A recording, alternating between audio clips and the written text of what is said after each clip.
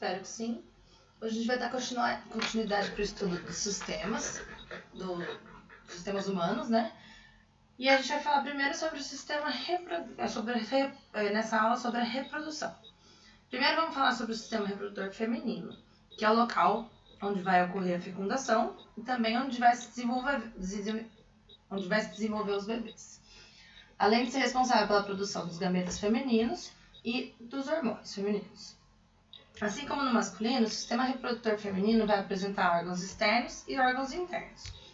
Os órgãos externos eles vão receber a denominação geral de vulva e vão incluir os lábios maiores, os lábios menores, o clitóris e as aberturas da uretra e da vagina. Já os órgãos internos vão incluir os ovários, as tubas uterinas, o útero e a vagina. Os ovários no corpo feminino vai se observar a presença de dois, né? Os quais são responsáveis para produzir os gametas femininos. Nesses órgãos são produzidos também os hormônios estrógeno e a progesterona, que são relacionados com a manutenção do ciclo menstrual, sendo o estrogênio relacionado também com o desenvolvimento dos caracteres sexuais secundários. As tubas uterinas, elas vão ter duas, né, no corpo da mulher, e elas vão apresentar uma extremidade que vai atravessar a parede do útero e outra que vai se abrir próximo do ovário e tem um prolongamento denominado de fímbrias. A fecundação vai acontecer geralmente nas tubas uterinas. O útero é um órgão muscular, tem formato de pera, né, mais ou menos, no qual vai desenvolver o bebê durante a gravidez. A parede do órgão é espessa e possui 3 camadas. A camada mais espessa é chamada de miométrio e é formada por grande quantidade de fibras musculares, lisas. A mais interna é chamada de endométrio e destaca-se por ser perdida durante a menstruação. E o colo do útero, também chamado de cérvice, ele vai se abrir na vagina. A vagina é um canal elástico no qual o pênis é inserido durante a relação sexual e o espermatozoide é depositado. Esse canal é também por onde o bebê passa durante o parto normal. E a vulva é a genitália externa feminina. Vão fazer parte da vulva os lábios maiores, como eu já disse, os lábios menores, a abertura vaginal e a abertura da uretra, que é o final do xixi, e o clitóris. Esse último é formado por um tecido erétil e apresenta muitas terminações nervosas, sendo um local de grande sensibilidade. O ciclo menstrual, as pessoas... A gente sabe que a mulher, a partir dos 15 anos mais ou menos, mensalmente vai apresentar um sangramento, que é denominado de menstruação. Mas poucas pessoas sabem ou entendem esse processo. Por que sangra? Então, o que é esse ciclo menstrual? Ele pode ser definido como um processo fisiológico normal que ocorre de maneira cíclica em mulheres na idade fértil. A idade fértil é a idade onde elas podem ter filhos. Esse processo é controlado por hormônios e vai causar alterações no endométrio, que durante o processo vai se proliferar o endométrio e depois ele vai ser eliminado caso não aconteça a fecundação. Normalmente esse ciclo dura 28 dias, mas tem mulheres que têm ciclos menores ou maiores. Então é por isso que é muito, muito bom conhecer o próprio corpo. E o ciclo menstrual é dividido em fases. O endométrio ele sofre modificações ocasionadas pela ação dos hormônios estrógeno e progesterona. É um processo contínuo, mas é possível perceber a presença de 3 fases: a fase menstrual, a fase proliferativa e a fase secretora. Na fase menstrual, vai se observar a chamada menstruação, que é o processo que marca o início do ciclo. Essa fase ela acontece apenas se não tiver fecundação do óvulo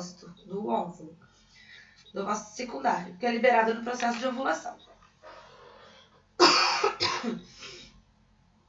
Essa etapa também ela vai ser marcada pelo fim do funcionamento do corpo lúteo e por uma queda brusca nos níveis de hormônios estrógeno e progesterona, o que resulta na destruição da camada funcional do endométrio.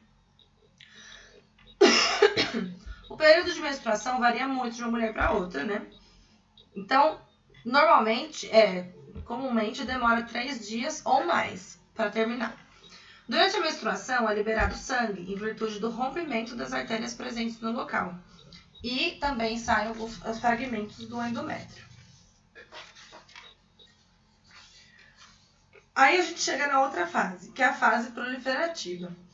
Logo depois da menstruação, a gente percebe que a mucosa uterina vai se encontrar relativamente reduzida. Apesar do descamamento, é possível perceber a permanência da camada basal, que não se descama e permite a renovação do endométrio perdido. Então, todo mês existe a renovação desse endométrio. Nessa fase, a fase de proliferativa, ela vai durar em média de 10 dias. E a gente observa a proliferação celular do endométrio, que nessa etapa é reconstituído. As glândulas nessa região também se preparam para o início da sua fase secretora. Toda a fase proliferativa é estimulada pela liberação de estrógeno, produzido ativamente por folículos ovarianos, que iniciam seu crescimento no começo dessa etapa do ciclo menstrual. O crescimento desses folículos vai ser estimulado pelo hormônio FSH. E por último, a fase secretora, que ela começa logo após o pico de LH, que é o hormônio que vai induzir a ovulação e a formação do corpo lúteo. O corpo lúteo é a estrutura responsável pela produção do progesterona, que é o hormônio que vai estimular ainda mais as células glandulares e as células do endométrio. Nesse ponto do ciclo, o endométrio vai atingir a espessura máxima, em decorrência, entre outras razões, das secreções que foram liberadas do aumento da mucosa. Nesse período é possível perceber que as glândulas se tornam mais tortuosas. Se nesse período ocorrer a fecundação, vai começar o desenvolvimento do embrião. Caso a mulher não engravide, o ciclo começa novamente. Então, por essas funções hormonais, por ter queda nos hormônios, por ter subida na produção dos hormônios, isso influencia bastante. Tem alguns sintomas, né, que nós mulheres sentimos, que é cólica, a gente sente dor, a gente sente irritação. É bem forte mesmo, é hormonal essas mudanças, então não é muito controlável. Agora a gente vai falar sobre o sistema reprodutor masculino. O sistema reprodutor masculino ele vai garantir a produção dos espermatozoides e a transferência dos gametas para o corpo da fêmea, das mulheres. Então, também vai ter órgãos externos e internos. O pênis e o saco escrotal vão ser os órgãos reprodutivos externos, enquanto os testículos, os epidídimos e os ductos deferentes. Também os ductos ejaculatórios, a uretra, as vesículas seminais, a próstata e as glândulas bulbouretais são órgãos reprodutivos internos. Os testículos são as gônadas masculinas e elas estão localizadas dentro do saco escrotal, que também é conhecido como escroto. Eles são formados por vários tubos enrolados, chamados de túbulos seminíferos, nos quais os espermatozoides vão ser produzidos. Além de produzir os gametas, nos testículos também ocorre a produção da testosterona, que é o hormônio relacionado com a diferenciação sexual e a espermatogênese, que é a produção de espermatozoides. O epidídimo, logo depois de sair dos túbulos seminíferos, os espermatozoides seguem para o epidídimo, que ele é formado por tubos espiralados. Nesse local, os espermatozoides adquirem maturidade e eles vão se tornar móveis. O ducto deferente, no momento da ejaculação, os espermatozoides passam, depois do epidídimo, para o ducto deferente. Esse ducto encontra o ducto da vesícula seminal e passa a ser chamado de ducto ejaculatório, que vai chegar na uretra. Na uretra é onde vai ter o encontro com o meio externo. Ele vai percorrer todo o pênis e serve tanto para a passagem do sêmen, tanto para a passagem da urina. Então, é um canal comum ao sistema urinário e ao sistema reprodutor no homem. As vesículas seminais são duas, e elas formam secreções que compõem cerca de 60% do volume do sêmen. Essa secreção apresenta várias substâncias, incluindo frutose, que serve de fonte de energia para o espermatozoide. A próstata, ela secreta um fluido que também compõe o sêmen. Essa secreção contém enzimas anticoaguladoras e nutrientes para o espermatozoide.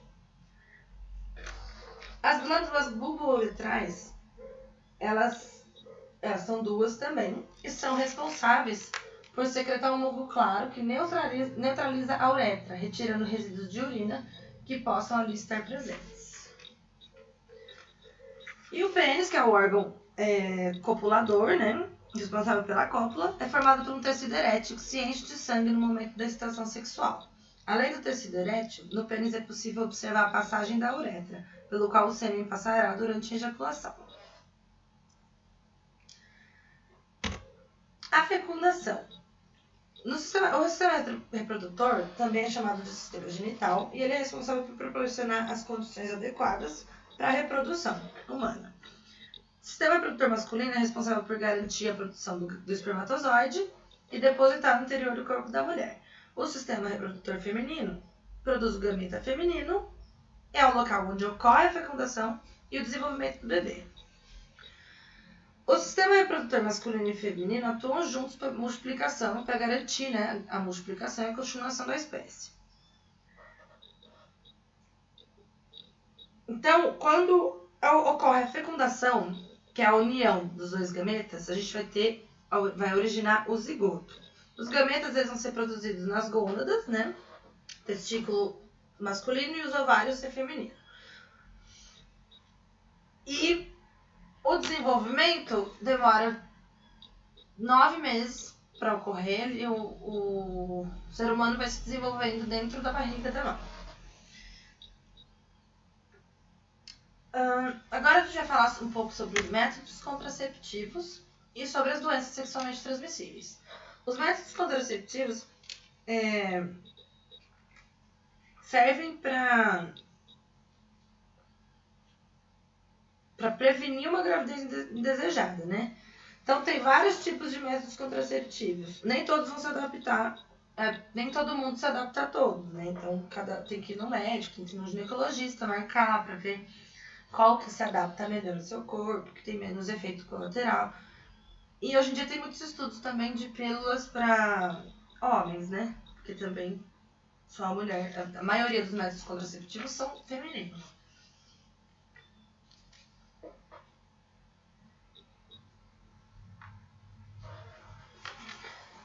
Os métodos contraceptivos eles podem ser classificados em 5 tipos básicos: os comportamentais, os hormonais, os de barreira, os intrauterinos e os definitivos. Aqui eu vou mostrar alguns e vou falando o que eles são, né? O método comportamental natural seria baseado em mudanças do comportamento sexual, como abstenção sexual no período fértil e relação e a tabelinha também. As tabelinhas para você controlar. Esses são muito arriscados, porque às vezes a gente não sabe, não acompanha direito o ciclo e a gente acaba engravidando sem querer. Então é melhor outros métodos. A gente vai ter também os métodos hormonais, que são medicamentos que têm hormônios que vão atuar evitando a ovulação ou dificultando a passagem do espermatozoide através do espessamento do muco. A gente vai ter os contraceptivos orais, injetáveis,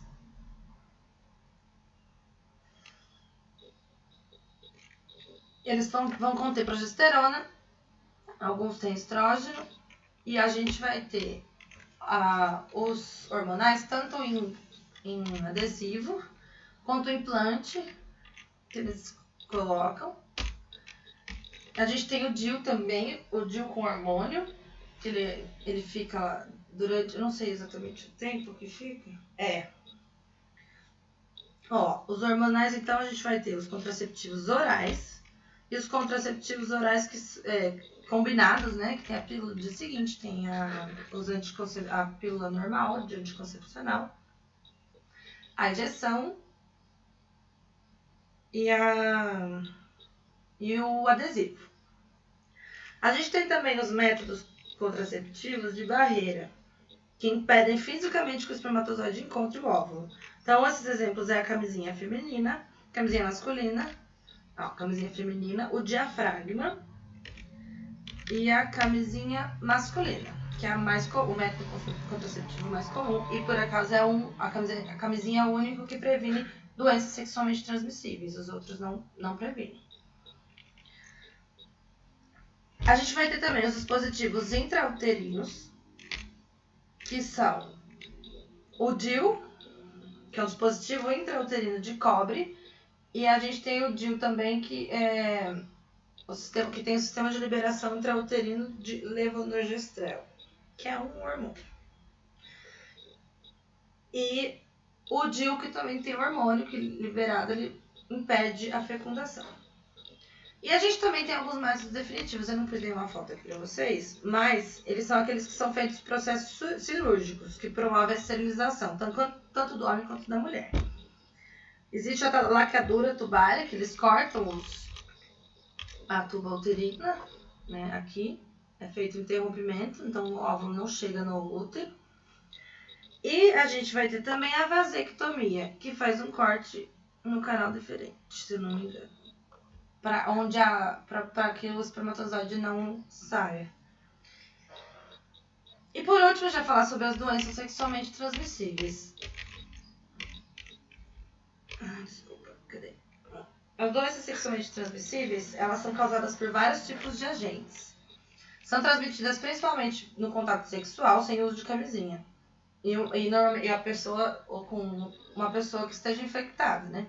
E aí pode se manifestar por meio de ferida, corrimento, bolhas ou verrugas. Algumas DSTs são fáceis de tratar. Outras têm tratamentos mais difíceis ou podem persistir ativas. As mulheres, em especial, precisam ser mais cuidadosas, porque em muitos casos de DST não é fácil distinguir sintomas de reações orgânicas comuns do organismo. Então, exige que a mulher consulte periodicamente o médico. Não só a mulher, né, gente? Todo mundo tem que cuidar do seu corpo. Tem que sempre ir no médico regularmente. Algumas DSTs, quando não são diagnosticadas e tratadas no tempo certo, elas podem evoluir para complicações graves e até matar o paciente. Algumas DSTs também podem ser transmitidas da mãe para o bebê durante a gravidez ou durante o parto. E também pode provocar interrupção espontânea da gravidez ou causar lesões no feto. Ou até levar o feto. Ou também pode ser transmitida por transfusão de sangue. Contamina e compartilhamento de seringas, no caso de uso de drogas injetáveis. Então a gente vai ter algumas DSTs que eu vou citar aqui para vocês. A AIDS, que é a mais conhecida, que é causada pela infecção do organismo humano pelo HIV, que é o vírus da imunodeficiência adquirida. O HIV ele compromete o funcionamento do sistema imunológico, que a gente falou sobre ele, e impede ele de executar adequadamente sua função de proteger o organismo contra agressões externas, bactérias, outros vírus, parasitas e cânceres, células cancerígenas. A gente vai ter também o cancro mole, que é chamado de cancro venéreo, popularmente é conhecido como cavalo. Ele vai se manifestar por feridas dolorosas. O condiloma acuminado, ou HPV, que é uma lesão na região genital causada pelo papilomavírus. Papilomavírus humano, HPV. A doença é também conhecida como crista de galo, figueira ou cavalo de Cristo. Tem também a gonorreia, que é a mais comum, né, mais disseminada, conhecida pelo nome de blenorragia, pingadeira ou esquentamento. Nas mulheres, essa doença vai atingir principalmente o colo do útero.